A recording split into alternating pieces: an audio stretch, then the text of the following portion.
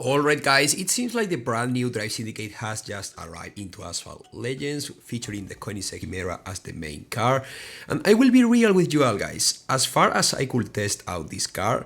I don't find it as a proper car for a Drive Syndicate itself. Well, because of its performance, basically, because I don't think this Koenigsegg Chimera is like any kind of outstanding top tier S-Class car, but I will dive into it a bit later because first of all, we have to have a look into all the details of this brand new Drive Syndicate 13. So with nothing else to add, let's dive straight into it because, well, today's video is quite packed up with information, so let's get into it. Alright, so first of all, we have the rewards and whatnot, and we can see that despite this video was recorded at the very first hours of this Drive Syndicate, on the rewards now you can see the key for the McLaren Solus, which does not appear as for now. So yeah, if you open the game right now and you check out the Drive Syndicate 13, you will be able to see the key for the McLaren Solus, as well as the Bugatti Bolide, all the blueprints, the emojis and all that stuff, because it's basically the same from one Drive Syndicate into the other one, so it's not like something that changes very often. Alright, so first of all, let's have a look into the very first races of this Drive Syndicate 13, featuring the Koenigsegg Chimera on the new track India. I will be honest once again with you all guys, I have not opened the game from my very last video, meaning that I have been not playing Asphalt Legends for the last 9 days, meaning that I am quite rusty. So yeah, don't expect the very best laps, but it doesn't really matter, I think, because it's about checking out how the car feels and how it's the new track. So yeah, I already think that you all guys got the chance to check out how the new track is. So well, I will just say that once you get to play this brand new India located track, it's significantly better than I said on my patch notes video, because well, on the patch notes video I got the chance to see the track from a gameplay perspective, and once I got the chance to actually play on the track, I have to admit that it looks way better than it does on the gameplay video. So with nothing else to add, let's focus into the other side of this Drive Syndicate, which is no more and no less than the performance of this brand new Koenigsegg Chimera. And I will be mad honest once again with you all guys.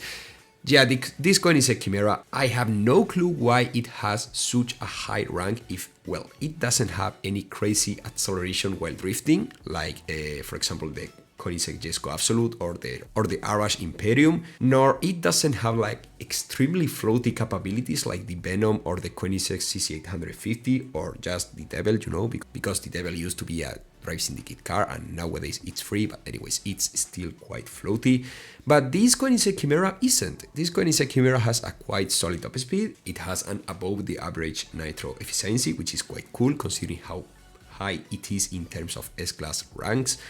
But other than that, I can't truly understand what's the point of this car being the main dish of this Drive Syndicate. Because if we have a look at the car, it basically looks like the Koenigsegg Agera RS, so it's not like the car looks completely different from anything we have seen before, nor it performs like anything else we have seen before. I mean, it's not super game-breaking type of car, you know, so I don't really get the point of why this car is placed this high on the game, nor why it's placed as the main dish of a Drive Syndicate event. But you know guys, we got the chance to test out the Tartarus back when it arrived on a Drive Syndicate as well, and well, the Tartarus is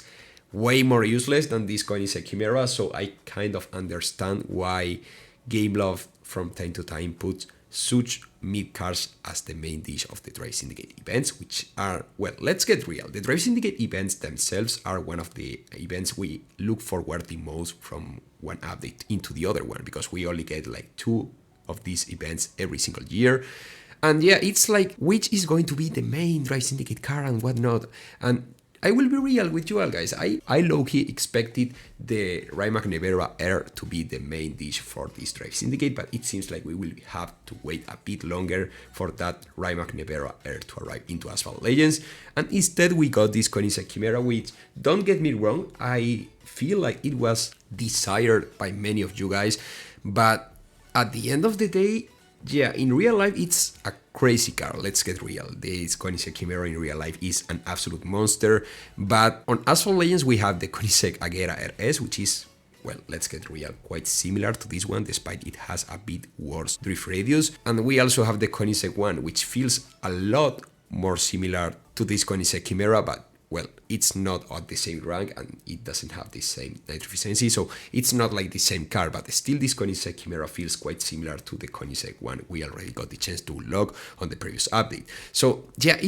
I don't fully understand what was the point of adding this car whatsoever. It's just that if we focus into the other cars we have the chance to unlock through this Drive Syndicate, we have the Dodge Challenger SRT Wide Body Super Pro Max, or whatever it's called. Let's remember, guys, I am having a tough time trying to pronounce the full name of this Dodge. So yeah, I will just call it the Dodge SRT Wide Body or something like that, because otherwise it's going to be extremely confusing for me and for you as well, guys. So yeah, this Dodge, which is the first car we need to max out, well, not completely max out, despite I already maxed it out because, well, I do the same with all the new cars that arrive into the game, is the first car we need in order to progress through this Drive Syndicate 13, and you need this car to be at least at 2 stars in order to progress into the next stage, where you will need the Nissan Z4 or something like that. It's a Nissan, I mean, it's like the very best car of C-Class right now in terms of rank and whatnot. But yeah, on the first stage of this Drive Syndicate you will need this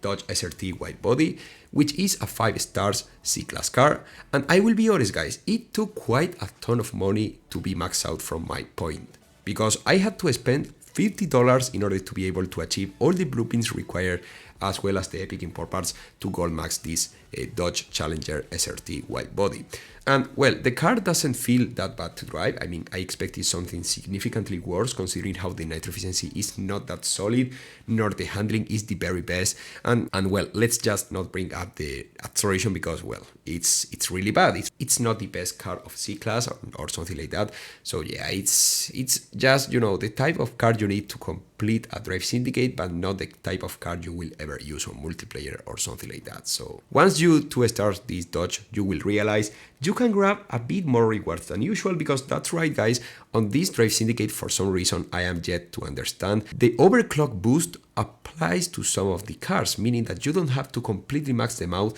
in order to get the very best rewards from each stage, which is quite cool because you will have to spend less Syndicate coins on packs for these required cars, as well as you will be able to gather more Drive Syndicate coins from better missions that you should be able to do, which is quite cool. I will be honest, guys, I don't know if this is a mistake or something like that, because, well, at the end of the day it's Gameloft, and well, in a couple of hours from now it could be completely removed and we will not be able to use overclock in our Drive Syndicate cars. But as for now, as far as I could check, you can use overclock on this Dodge SRT Wide Body, which is quite cool. And that means that, as I said, with the extra bonus rank points that the overclock gives to this car, you can go a bit further into the Drive Syndicate without having to own